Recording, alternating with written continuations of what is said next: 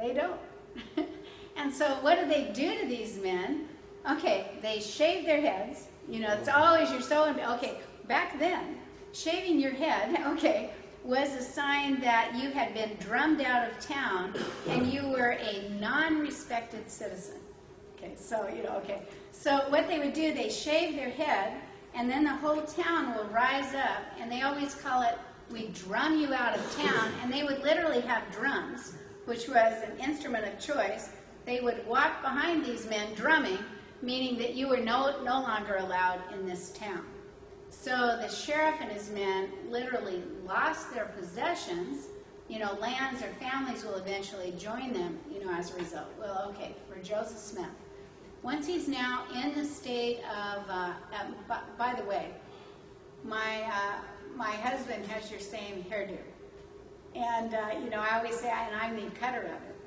And, you know, I always say, you know, some people say, you know, you're making his part too white. You know, so, okay, but all right, anyway, it's a preference for me. Okay, so, all right. What happens to Joseph? Once he's out there in Quincy, Joseph's very angry with the state of Missouri.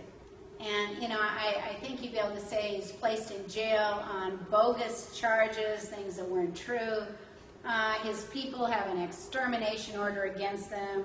They've never been paid for any of the lands. You know, they had fire, you name it. And Joseph now asks those in Quincy to go to a judge or someone like that and to write out what are called Missouri petitions. And what they're to say in this, they're to say, here's my name, here's what I've lost, you know, okay, I've lost X number of sheep, I've lost X number of horses, I've lost cows, you know, and even down to such simple things as, you know, a bowl or a plate. And they're to itemize it and then put a dollar sign next to it. And then as they end it, they invariably say, all of this because I am a member of the Church of Jesus Christ of Latter-day Saints. Now, Joseph asked all those that had suffered in the state of Missouri, and about 4,000 will do it. And then Joseph will take all of these petitions, and he will go to Washington, D.C., and he will meet with the President of the United States. Anybody know his name? Martin Van Buren. And he will say to President Van Buren, read these. Look what we've suffered. Do something. Van Buren will read them, at least some. Joseph will come back the next day, and Van Buren will say, your cause is just, but I can do what? Nothing for you. Joseph will leave Washington, D.C., and he will say of his experience, he will say, you know, well, when he decides to run for president of these United States, he will say of politicians, he would say, I will reduce the pay of Congress to $2 a day. And he was asked, well, why would you give these great politicians such little money? And his comment was, well, he said, a farmer makes about $2 a day.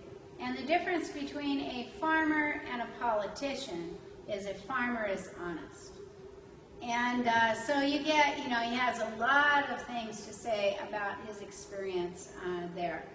Well, so with that, do you get it? Okay, we're going to now take time for review. And, okay, questions for review. Did I leave anything where you go? The rest of the story, you know, connect the dots. We good? Good. I read some story where he was going up to D.C. and he's on some runaway carriage and he like jumped out and saved this woman or something. Yeah. That was a cool story. Okay, that is a cool story. Well, he's heading to Washington and there's a runaway carriage. And suddenly he goes up and he saves the day, and there were important people in the carriage, and they concluded, you know, let's even have a commendation, mention his name in Congress. But when they found out he was Joseph, the Mormon prophet, there was no mention. And, okay, so these petitions, let us suppose that some of you say that you're going to run for senator or House of Representatives, and that you'll win and you're back in Washington, D.C. In Washington, D.C., you ever heard the word filibuster? Okay, what's a filibuster? It's like you need to have votes coming in, and so it's like you just talk while your congressman is waiting to, fly in from the airport, so suddenly you have enough people that will support your bill. Well, typically in these filibusters, this talk while they're, waiting for time, the most read thing is the Washington, D.C. phone book. Susie Jones, phone number, and everybody's like, okay. Let us suppose that you said, you know what I'd like to read into the congressional record? I'd like to read in, my name is da-da. Here's all that I lost. All of this because I'm a member of the Church of Jesus Christ of Latter-day Saints. If suddenly you say, I am going into politics and I did win, I've got copies of all the petitions. Let's get them read into Congress. Let's have them remember that the suffering of the church during this time that Governor Boggs was a governor. Well, okay, good. Anything else where we review? Good. What happened to Samson Avar? Oh, Samson Avar. Well, Samson Avar, pretty interesting story on him. He obviously leaves the church. And he just becomes a farmer, but what you'd probably find pretty interesting, as the years came and went, and now I'm alive, I got permission to submit temple work for literally all of the saints that had known and loved Joseph Smith. And so suddenly I'm submitting names, even names of some of those we've talked about that lost their membership, like the Johnsons and even McClellan and other names, are kind of passing through my hands, and temple work done. If you were to say, was there any one man where I got, no, let's not do his work yet? And the answer is Samson Avar. So I would imagine Samson Avar, head of the Danites, that, probably doesn't have a very good experience going on for himself in the eternities. At least at present. Okay, good. Well, all right, so test. I actually haven't made it up yet, and I'm looking for suggestions. Are we like multiple choice, true, false, matching essays? Multiple choice. Okay, good, I'm hearing, okay, good. Every time we're going, I could go either way. Okay. All right, so there will be nothing from the first test. First test ends with churches organized. Samuel Smith, first missionary, gets a copy of the Book of Mormon eventually in the hands of who? Brigham Young. Okay. I still want you to remember that, and on the final, you'll want to do it. But on this one, I'm only interested in what goes on in the church in Ohio and what goes on in the church in the state of Missouri. So let's see if I kind of put some things back up, or at least we talk. And if you're not going, yep, I got that, what does that mean? Study your brains out. People are going to be saying, we're going to Waikiki, it's Honolulu, it's fun. I'm going to go, not you, okay. Study hard, make your parents proud, and, okay, and ace me. The better you do, the better I look. And it's starting to be important as I get older. So, all right, here goes. So, Ohio. Do you remember that the first LDS people in Ohio and also the state of Missouri were your 4 missionaries to the Lamanites? Who are those people?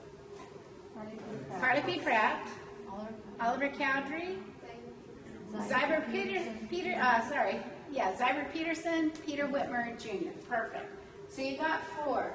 You remember, as they come down into Ohio, they come to the town of Kirtland. It becomes a big town for us in Ohio. And as they're in Kirtland, we know that in Kirtland you get who's your big convert? Okay, Sidney Rigdon, who had several congregations.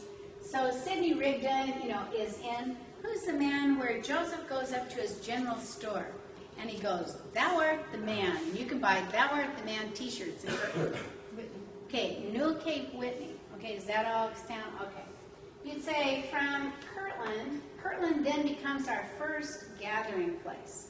Okay, everybody got that? Okay, in Kirtland, we're going to find that Joseph, through the Urim and Thummim, has had a chance to read the entire Bible. And as he does so, he says he sees it as it happens, and so he wants to do a most unusual translation. What's that translation? Okay, English to English. He's going to fill in the plain and precious parts. Who's he going to use as his scribe? Sidney Rigdon. Good. Okay. So they decide, wow, everybody is gathering to Kirtland. Their conclusion is, wow, we need some, peaceful time. we need to be away from all of the crowd. And so they move to a place, anybody name it? Hiram, Ohio. And they move to whose farm? John Johnson. You'd say normally that's great. He's a well-to-do guy. He has an extra room even for translation. But who lives across the street from Father John Johnson? Simon's Writer. Remember, he has all the, okay. And suddenly you get the tarring and feathering. Who's the leader of the tarring and feathering? Simon's Writer. You then get Joseph Smith coming back to Kirtland. And as he comes back to Kirtland, he's about to build the first building of the church. What's that first building? Kirtland Temple. Good. So all efforts to build the Kirtland Temple. Kirtland Temple dedication. Tell me about that dedicatory prayer. Where are Joseph's hands during the dedicatory prayer? High above his head. And he, the whole time. Okay. After that, we're going to find also in Kirtland that Joseph concludes, along with other leaders, let's establish what on Temple Square? Okay, the bank. It's called the Kirtland Safety Society, and eventually Anti-Banking Company. Well, the bank starts, but the problem is the year is 1837. What happens in 37? Banks fall. All the banks in the U.S. fall. It's a big run on the bank. And suddenly, with the run on the bank, the average investor in the Kirtland Safety Society getting pennies back on the dollar. Word on the street in Kirtland is Joseph is a what? Fallen prophet. Okay, we then walked through the members of the 12. Okay, who selected the original quorum of the 12? 3 witnesses. Okay, 3 witnesses. Can you name them? Oliver Cowdery, Martin Harris, David Whitmer. Okay, tell me, this person in the 12, which person in the 12 was literally kind of brought back and taken to Joseph by John Taylor? Harley P. Pratt. Good. Okay, which member in the 12 was an amazing scientist? Actually invented the torpedo and the fire extinguisher. Boynton. Okay, John F. Boynton. Good. Which members of the 12 were not used to being poor? And they actually, they lost everything in this Kirtland Safety Society. Their father, they were brothers, Luke and Lyman Johnson. Which member of the 12 said to Brigham Young, what is a Young doing telling a Smith what to do? William Smith, good. Okay, which member of the 12, his wife had an issue about cream and cheese and, okay, Thomas B. Marsh, okay. Which member of the 12, his wife had some kind of moral issues, and suddenly he says to Joseph, take my name off the books. Orson Pratt. Okay, Orson Pratt. Okay, I think so. Okay, which member of the 12 said he didn't know if Joseph was receiving revelations because he thought he could write better revelations than Joseph wanted bound together, okay? McClellan. William McClellan, good, okay. What's another name for the Book of Commandments? Okay, Doctrine and Covenants, as it's now added to. Okay, between Hiram and Kirtland, Ohio, which place did Joseph receive the most revelations? Kirtland. Okay, so in Kirtland, most of those revelations have to do with go on a journey, or we'd say go on a mission. In Hiram, Ohio, they have most of them have to do with the translation then of the Book of Mormon, or translation of the Bible. Good. Okay, everybody caught this? Okay, at the very same time, so 1831, it's the Doctrine of Gathering. Joseph's now moving to Kirtland. In 1831, tell me, did everybody from Kirtland go 800 miles to Missouri? No. So you'd say, okay, 1831, people gathered to Kirtland, but the elect are called by who? By the prophet. They can elect to go up to Zion, which is Missouri, to make their calling and election sure. Good. Okay. So in 1831, the saints first moved to which county? Jackson. Okay. What's our big town in Jackson? Independence. It's Independence. And they tried to live the laws of Zion. Let's try this. Okay. 4-door. Oh, 4-door. 1 bun, 2 shoe, 3 tree, 4-door. Keep what? I'm carrying the door home. 7th day holy. Good. Okay. How about 6 sticks? I did tell you that. Okay, don't tell you guys.